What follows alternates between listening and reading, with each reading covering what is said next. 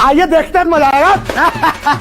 अभी मजा आएगा ना भिड़ो। सवाल यही है कि तेरा और मेरा शिक्षा व्यवस्था में भी ये हो गया है, क्योंकि बीजेपी और आरएसएस इन तमाम एजुकेशन के घोटालों में शामिल है। उसको अभी तक आपने अरेस्ट क्यों नहीं किया? क्या केवल ये सब चीजें टीवी डिबेट्स के लिए हैं? कि पिछले 12 सालों में इस राज्य के इतने बंद हुए और आप कह रहे हैं 152 पेपर लीक हुए, उसमें राजस्थान के 19 हैं कि नहीं? अभी सुधांशु भाई ने सरासर झूठ बोला। 2 महीने लग गए एनटीए को पेपर का पता करने में कि हिंदी और अंग्रेजी में गड़बड़ है।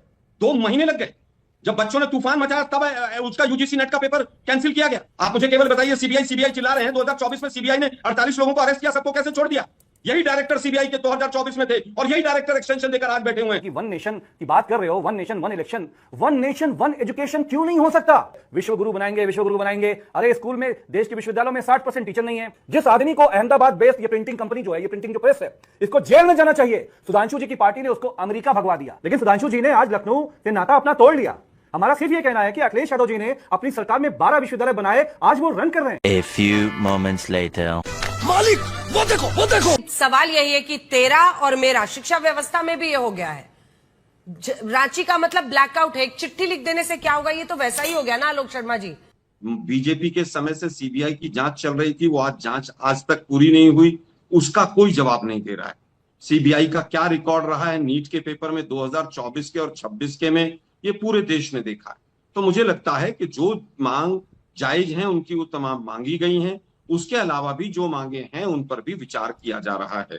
जो एग्जाम कोर्ट की निगरानी में हुए हैं, हाई कोर्ट या सुप्रीम कोर्ट की, उनको कैंसिल नहीं किया जा सकता था। सही पकड़े हैं। जिन लोगों ने व्यापक घोटाला किया और प्रभु राम के घर में डकैती डाली, जिन लोगों ने 1 लाख स्कूल बंद कर दिए, जिन लोगों ने जीडीपी का 4.6% से एजुकेशन का बजट घटा के 2.6 कर दिया, जिन लोगों ने 152 पेपर लीक होने के बाद भी मुंह नहीं खोला, मिड डे मील में नमक से एक रिपोर्टर ने उत्तर प्रदेश में कई साल पहले एक रिपोर्ट दिखाई थी, उसको जेल में डाल दिया गया था, आज स्कूल में प्रवेश बंद कर दिया गया है।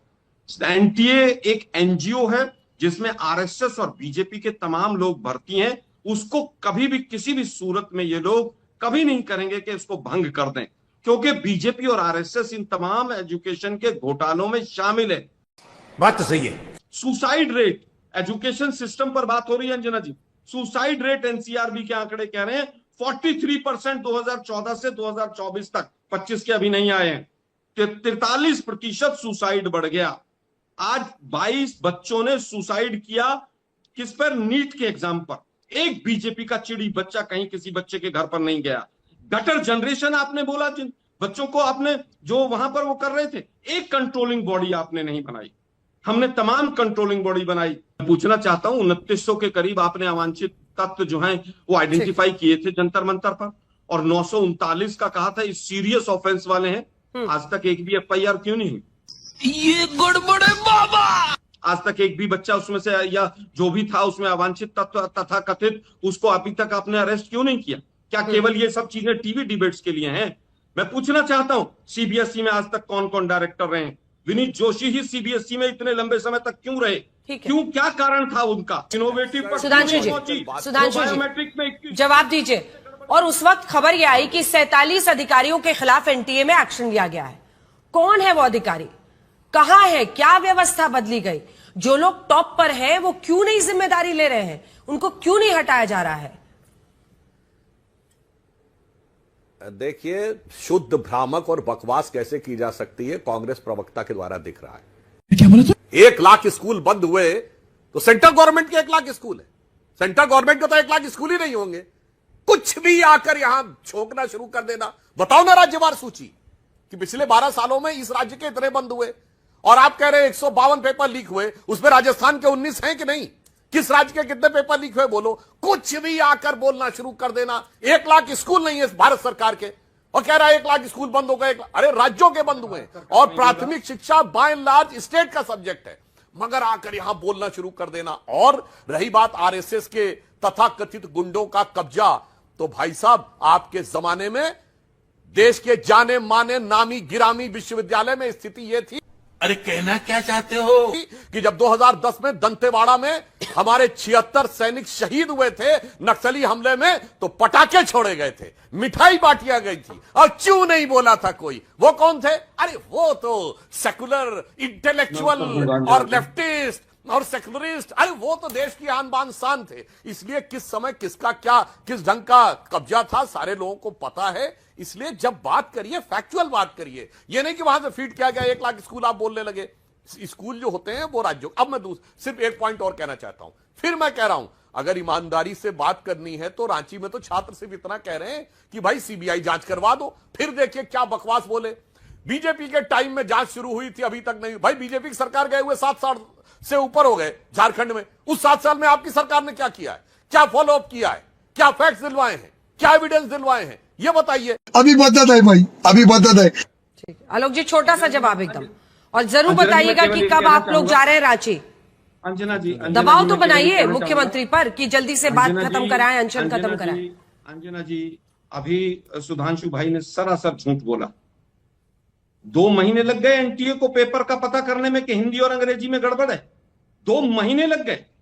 जब बच्चों ने तूफान मचाया तब उसका यूजीसी नेट का पेपर कैंसिल किया गया। तो बच्चे तो तूफान झारखंड में भी मचा रहे हैं, क्यों नहीं रद्द कर देते हैं? कोर्ट में जाके पिटिशन डालिए ना। अरे कोर्ट में पिटिशन डालिए ना सर, कोर्ट में पिटिशन डालिए ना। हाँ, सब जगह का होना चाहिए।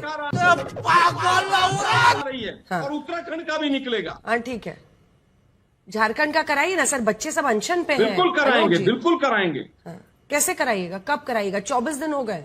आज भी बैठक चल रही है ना अंजना जी, आप मुझे केवल बताइए। सीबीआई चिल्ला रहे हैं, 2024 में सीबीआई ने 48 लोगों को अरेस्ट किया, सबको कैसे छोड़ दिया? यही डायरेक्टर सीबीआई के 2024 में थे और यही डायरेक्टर एक्सटेंशन देकर आज बैठे हुए हैं। अकाउंटेबिलिटी जीरो है। नीट के पेपर में एनटीए ने सुप्रीम कोर्ट में अभी भी लिख कर दिया है कि पेपर आउट नहीं हुआ।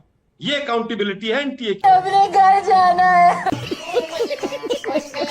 जब अभी पिछले दिनों मानिक अखिलेश जी ने उत्तर प्रदेश के स्कूलों के हालात बताया और बताया कि कितने हजार स्कूल बंद किए गए, तो मुख्यमंत्री जी ने कहा कि समाजवादी पार्टी झूठ बोल रही है।